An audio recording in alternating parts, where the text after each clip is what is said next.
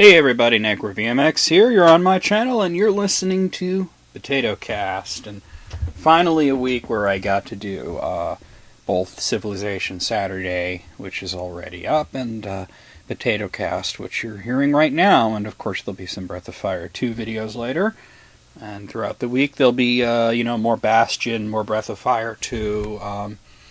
Bastion, I don't know if you guys noticed, some of the videos don't have commentary, and I talked about that on Facebook back when I was recording him, and the issues I had with Bastion, and that sucked, that sucked. Let me see, does the next one that's going up have commentary? Let me check.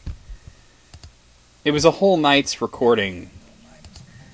There's no, okay. And then on the one after that?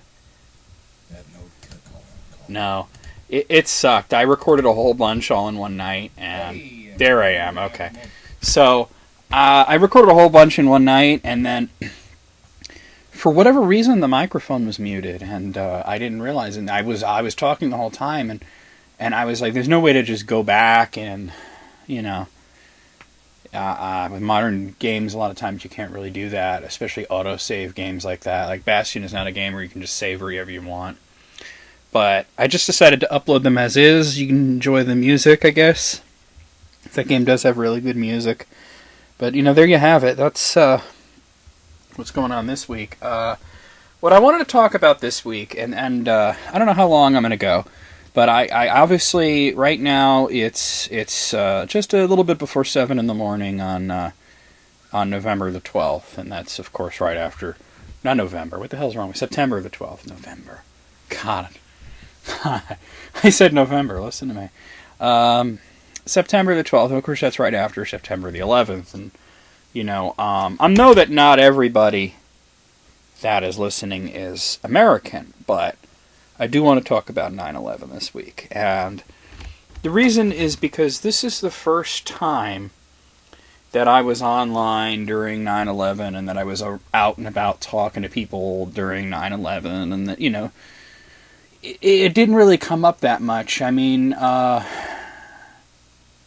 me and my friends watched Postal because we're a bunch of assholes, and we were like, yeah, we're going to commemorate 9/11 by watching the Only Good Uwe Ball movie, and, that's Andrew. He scheduled Postal for 9/11 last year, so he's a dick, but he's my best friend, so there you have it. But nobody really talked much about it, and like the coverage on the news, from what I understand, wasn't as omnipresent, and it's interesting because on 9/11 you're inundated with the whole like never forget thing, and now it's a hashtag, of course, hashtag never forget, and and it's like, well, how could we? We live in an era where nothing is forgotten. There are things that happen, like somebody says the wrong thing, does the wrong thing, and they're put on blast, and back in the day, these things died off, but now, everything that you do is permanent, everybody's under way more scrutiny, nothing is forgotten. How could you forget 9/11 when, if you wanted to, at any point you can look at footage of it on YouTube. There are still assholes out there debating who really did it, and I'm not going to get into the whole bullshit conspiracy theories and everything, because it all falls apart at the slightest scrutiny, I always see the same thing repeated, jet fuel doesn't burn hot enough to melt steel beams, but of course no one ever said that any steel beams were melted. They were weakened when you subject metal to a high temperature, before it gets to the point where it's a liquid state, before it gets to the point where it's molten, it is significantly weaker. And really, you think about it, I think that the way these people think, and I think it was Scientific America or something, one of those magazines debunked all this shit ages ago, And I don't want to get too much into this, but I do want to mention the steel beams thing, because I still see it to this day. And I think that the way that people are thinking about steel beams melting is that 1 degree below the temperature where they melt, it's at 100% strength, and then once you hit that, all of a sudden it's liquid. And of course, that's not even close to being true. I mean, think about ice. You can go into your freezer right now, and you probably have ice cubes in there. You have a tray, or maybe you have an ice maker or something. Get a piece of ice and hold it in your hand. Now, it's early September. You know, it's still pretty warm out during the day, at least. It gets cooler at night, but we're not at the point where it goes down to freezing. And like, if that logic was true, then like right now, I'm gonna bring up my phone. I'm gonna tell you the temperature right here. Okay, it's 65 degrees where I am right now, and it's gonna be a high of 78 and a low of 54 today. Now let's take that high. That's 78 degrees. By the logic of the whole steel beams thing, as soon as you move an ice cube into an environment of 78 degrees, it should be melted, because ice will start to melt at 33 degrees, correct? But the problem with that is that melting is a process. And the thing is, if you were to, have a temperature of exactly 32 degrees Fahrenheit, 0 degrees Celsius, where water freezes, it could still rain. Everything doesn't become solid. You know what I mean? So, I don't understand, like, when people want to think that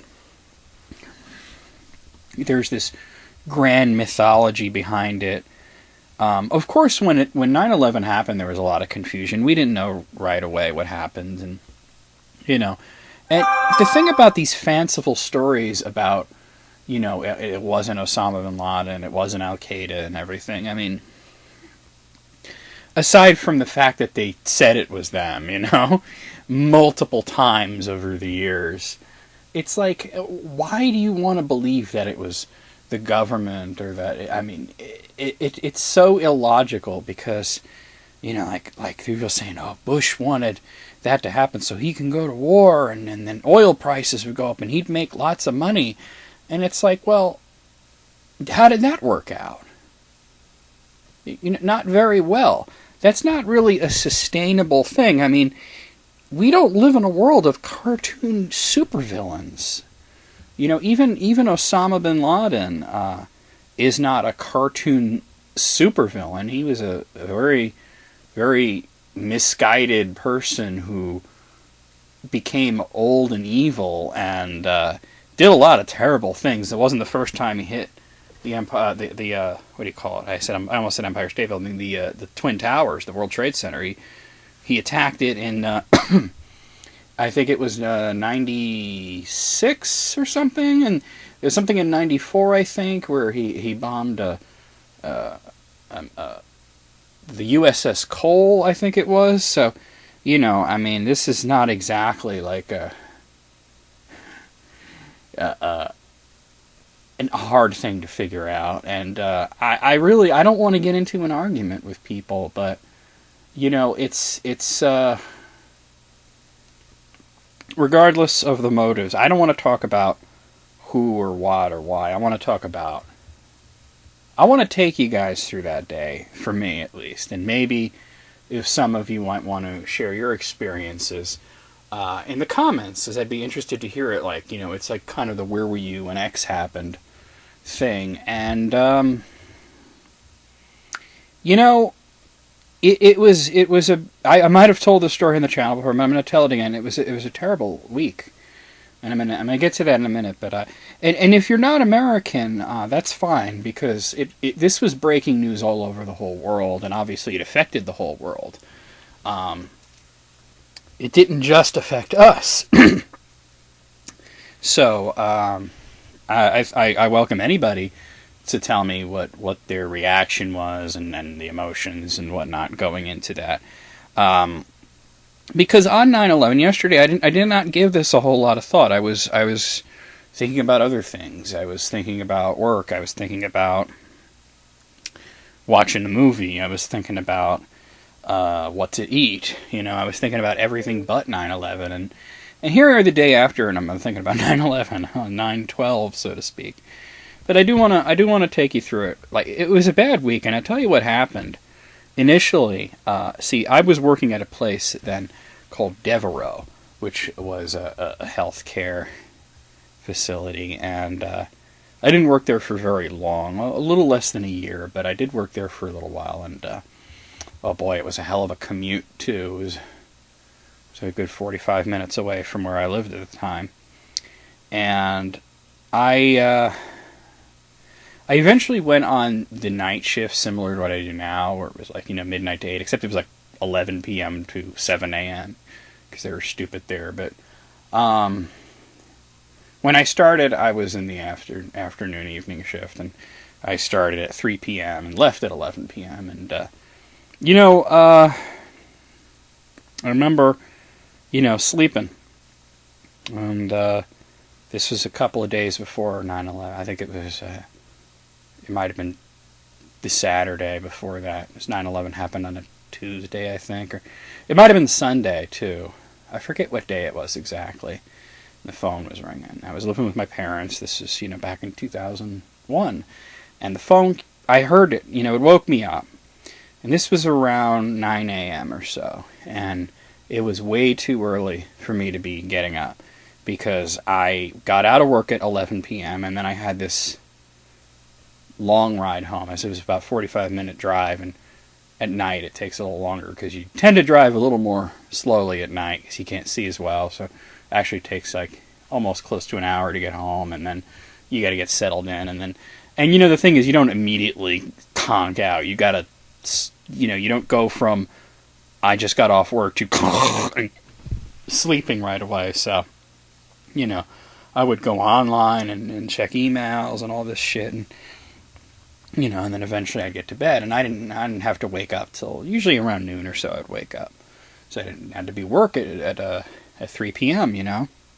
Which meant probably leaving the house at 2. So it was a reasonable thing, but 9 a.m. was way too early at the time, and the phone was ringing, and it kept ringing and ringing, and I was like, why doesn't somebody get that? And like I said, forgive me if you heard the story before, but I realize not everybody has, and it's relevant. Anyway, eventually I realized that my parents and my sister must not be home. They're out doing whatever. And I was like, well, it's already rung like 5 times, so if I was to get up, by the time it's going to stop any second. Nobody waits that long, No, 6 times, that's a long time to wait, but it kept ringing.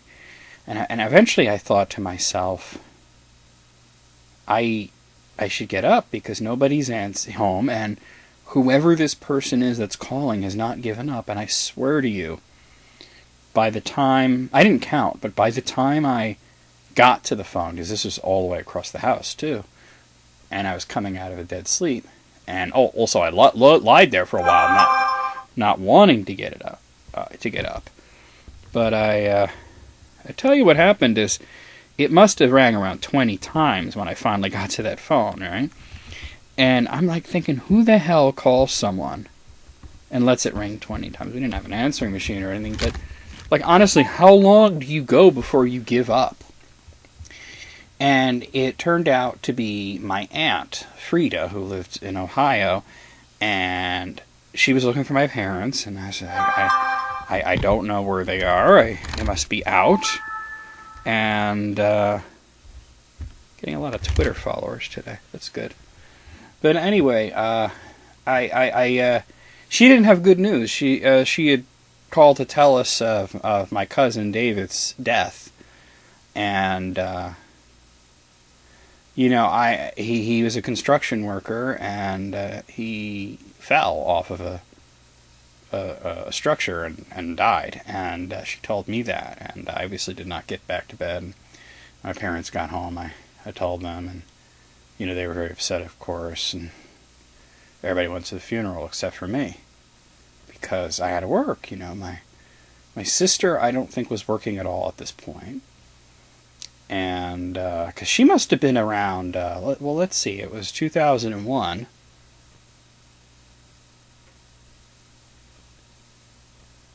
She was 16, so she didn't have a job. And, my parents are already retired at this point. My parents have been retired for quite a while. And they all went off to, but I had a job. I was the only one in the house working. And I got used to that for like a while, you know, but, they all went to the funeral. I didn't go because I had to work. And I couldn't get off on such short notice, you know. And anyway, a couple of days later was September 11th. And it was the weirdest thing because the exact same scene played out where I was in bed.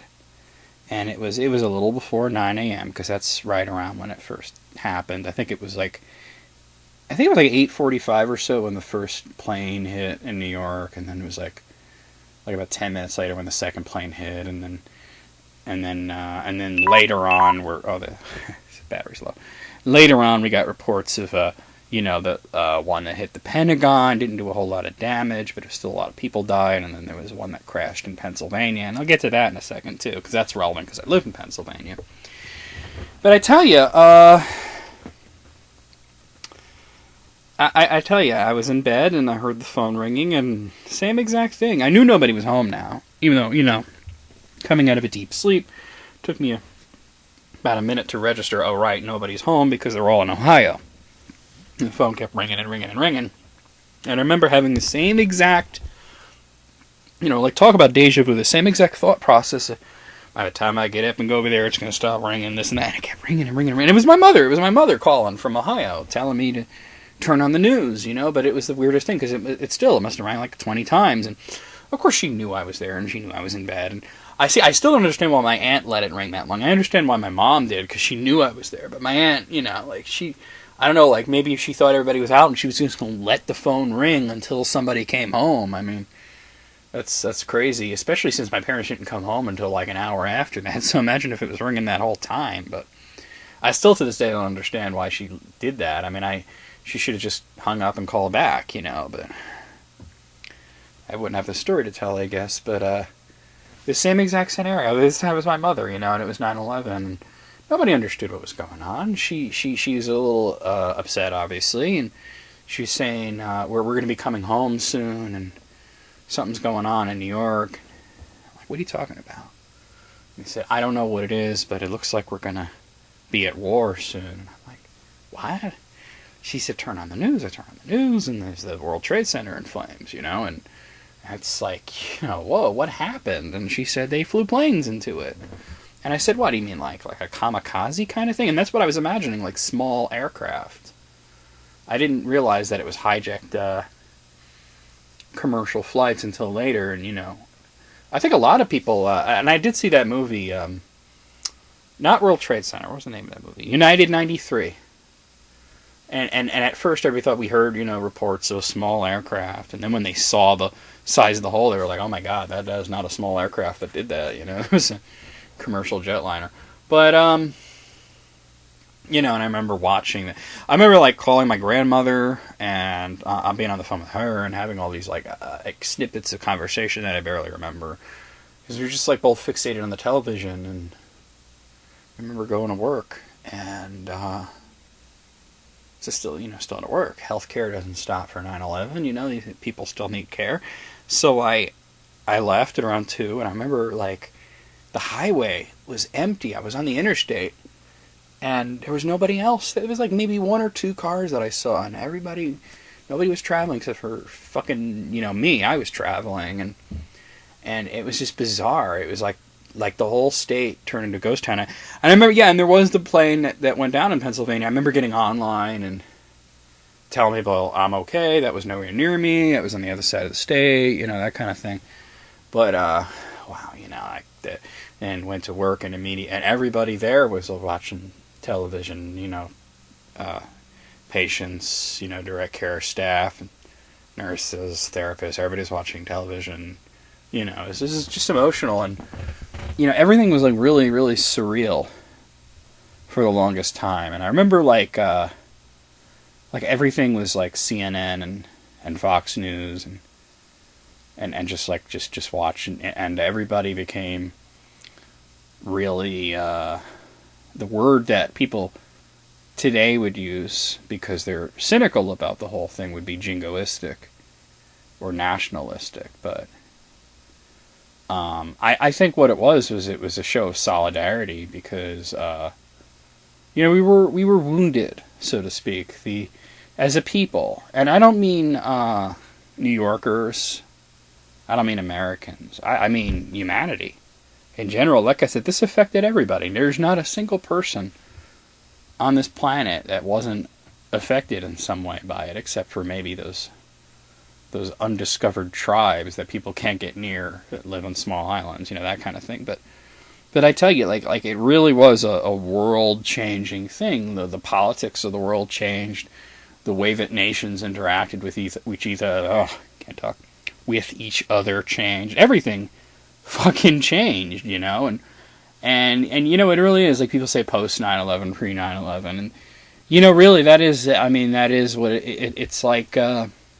One of those really weird moments in history where you really do have the era of before and the era of after. And it was the first time it happened in the 21st century.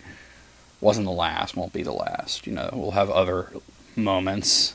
Some of them will be negative, some of them will be positive. I find that these moments are usually negative. I mean, you think of, like, in the 20th century, what were those huge moments? And then they weren't always moments, but they were events, and sometimes they went on for several years. World War II is definitely one of them.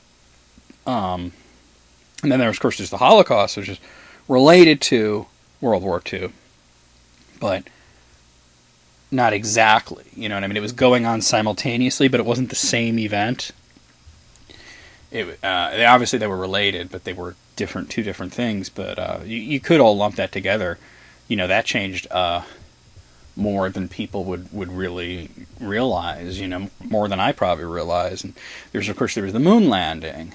And there was the Berlin Wall coming down, and there was the fall of the Soviet Union. And, these things happen all over the world. I mean, some of them are positive. The fall of the Soviet Union was a positive thing. The Berlin Wall coming down, that was a positive thing.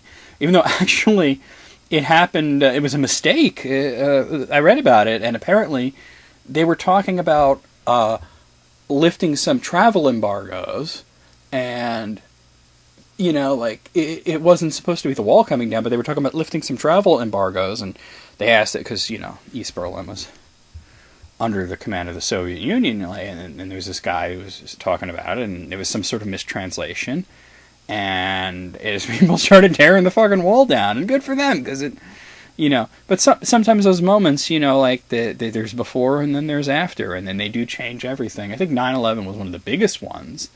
I think that, obviously World War II was bigger because it went on for so long.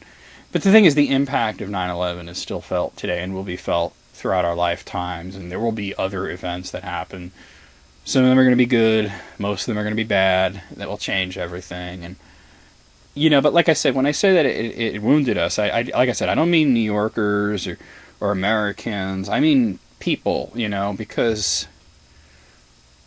in that day, everything became worse. We did have that moment, those few months of solidarity where everybody was coming together and everybody was, loved America and they loved each other and everybody was, really concerned. The whole world was saying, hey, are you guys okay? And it was like, hey, we're all going to come together against this. And then eventually politics creeped in and it kind of soured that, but that was going to happen, sooner or later, no matter what. But, you hold on to those moments, and some people look back on that with shame, and I call it cynical. They say people were jingoistic, people were out for blood, people were out for revenge, people were nationalistic, people were blindly patriotic, and the thing is, whatever negative things may have come out of it, it's like, what happens? I mean, think of humanity as your family. Think of a family. What happens when somebody attacks your family? When somebody hurts a part of your family? You come together. And in that brief moment, Because all families have problems. No families are perfect. Everything's forgotten for a while, forgiven for a little brief period of time. Like going back to 2011, when my grandfather died, there was, at the hospital, and he hadn't yet passed away, but we knew that he was going to. There was a ceasefire, in my family, where, like, it mostly had to do with my Uncle Richie, who lived next door to, still lives next door to my parents, and they don't get along. And I don't get along with him. And I don't get along with his daughter.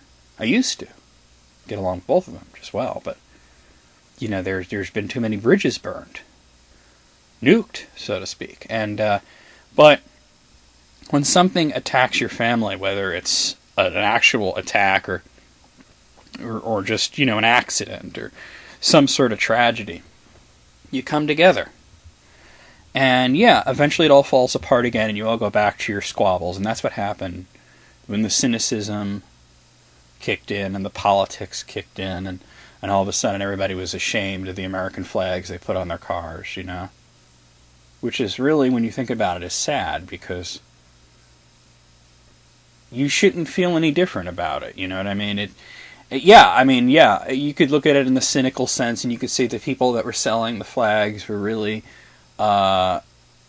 opportunists, and they were taking advantage of people's emotions, and they're trying to make money. But here's the thing: if it made somebody happy, if it made somebody feel a little better, because everybody felt a lot worse after that, then it can't be a bad thing, can it? You know what I mean? Yeah, I had one of those flags. It was actually given to me by my dad, and then somebody stole it. Somebody ripped it off my car. I just noticed one day it was gone.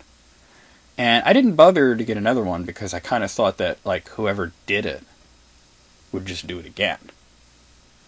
But I remember thinking, who would do that and why?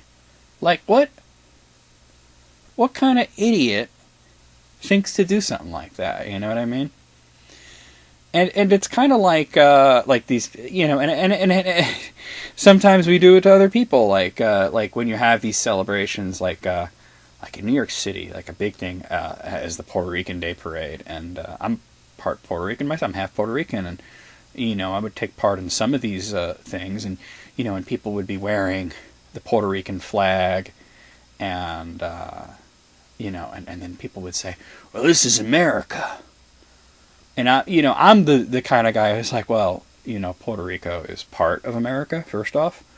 And secondly, there are things that I believe about people who come here. Like, yes, you should learn English, but I also believe, I believe you should learn English if you come to live here.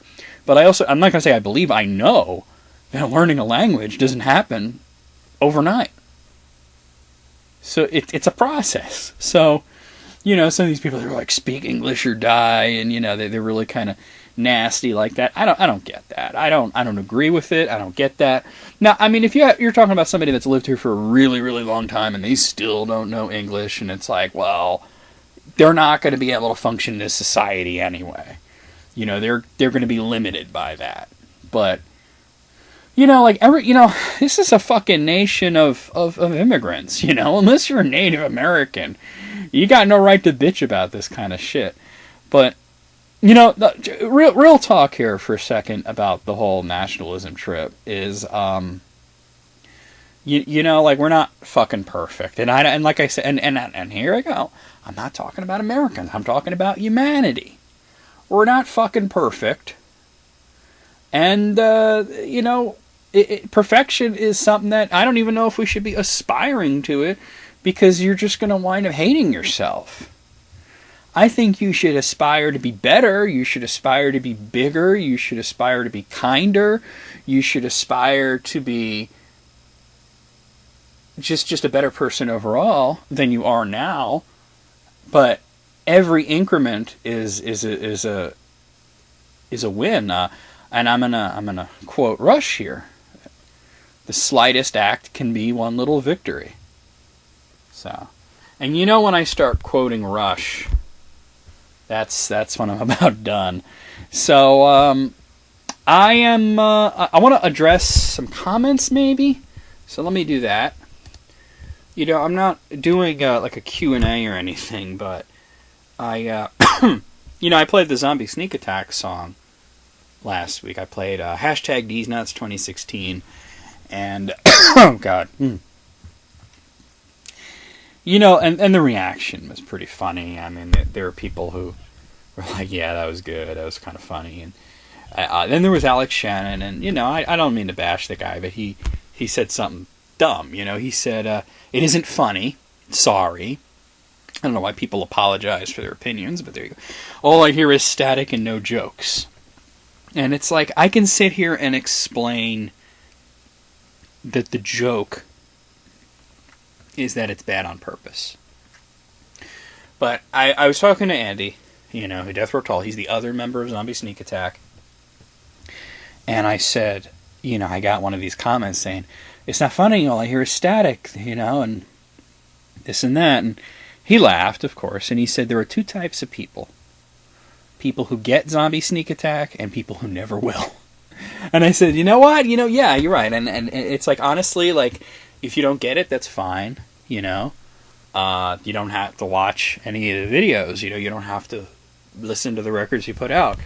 We're working on, you know, Straight Outta Hell's the 14th record from Zombie Sneak Attack. Since, you know, like, the inception in 2001, I recently uploaded the first 3 records, which were never put in their entirety on YouTube, and especially never put in the proper order.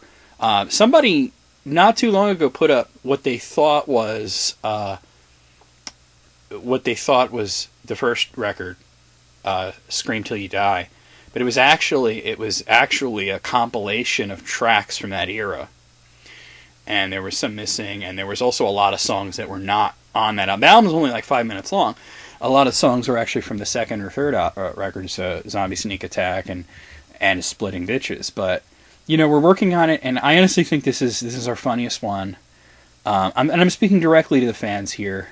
Never believe that we had fans. I mean, like, the Zombie Sneak Attack fan base, back in, you know, 2001 to 2004, the Zombie Sneak Attack fan base was like a group of people who all hung out on the same forums on AOL, the Unholy Metal message boards, and would send these things to each other, these tracks, as a joke, you know?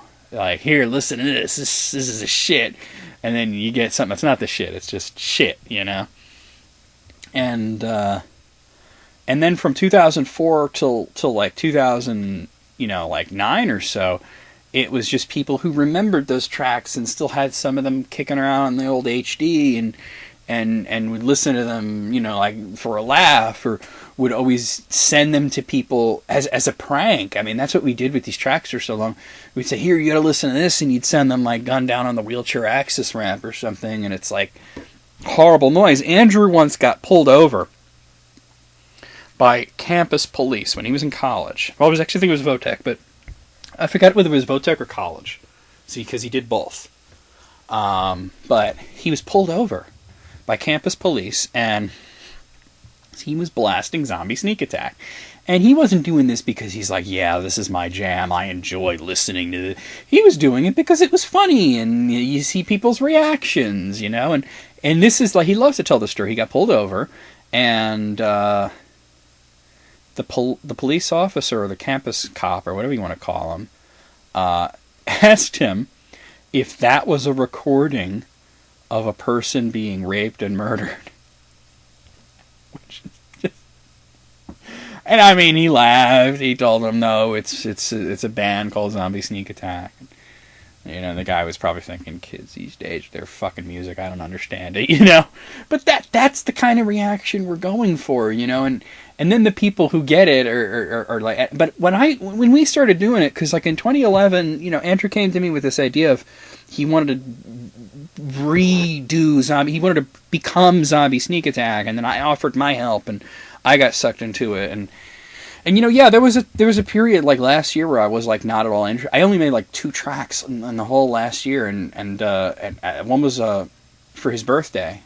It was Death Row Toll Is Old, and the other was Pussy to Bomb, which you guys haven't heard yet. It's not going to be on the new record. It's going to be on compilation we're going to put out pretty soon. Pussy 2 Bomb is just this random thing I made. It's pretty funny. But, but like ever since I started uploading these things to YouTube, like they started with Lies All Lies and, all those records after that, and all the EPs and all this shit. And like we get these people that are like really into it. I don't know if you say it in an ironic way or whatever, like Poof Nisse, Insane Wayne, these guys. I forget whether it was Poof Nisse or not, but he was telling me that he wanted to get a tattoo of he was waiting until I'm 18 so I can get a Zombie Sneak Attack tattoo. And I talked to him, Scott, that's like the worst fucking idea I've ever heard. Do not do that. And he's like, oh, I'm gonna do it. And Insane Wayne has a membership to the National Academy of Recording Arts and Sciences, and he nominated one of our records, Roses Are Red, Violets Are Blue, I'll Fuck You With a Rake, for a Grammy. So we were technically Grammy nominated. I mean, we should put that on a record cover, but yeah. So I just want to address like some of the comments we got, and by the way, Alex Shen, if you don't get it, that's fine. You don't have to like Zombie Sneak Attack, but I want to let you know that I made a track based on the whole situation. It's called Two Kinds of People. And I'm gonna play it for you as I leave. You don't have to listen to it if you don't like Zombie Sneak Attack or whatever. But you did inspire, or what Andrew said about there's two types of people inspired a track. So you're gonna get this is the third track y'all are hearing from Straight Outta Hell because you guys heard I Like Chocolate Milk. I uploaded the single for that, and you heard These Nuts last week. Last whatever when I did fucking POTATOCAST. So I'm going to play for you Two Types of People, and this is going to be the last track you're going to hear before the album comes out. We're almost done. We have 14 tracks done. I only have 2 left to work on. I will have 1 left to work on, and then there's going to be another track that we're both going to do as a but Andrew's got to play catch up. We're going to have 21 tracks, 10 of his, 10 of mine, and then like 1 that we both worked on. So there you go. I'm going to leave you with Two Types of People from Zombie Sneak Attack, the worst band in the world, but still creating music more profound than Celine Dion. See you guys next time for POTATOCAST. There are 2 types of people in this world. Those who get Zombie Sneak Attack, and those who never will.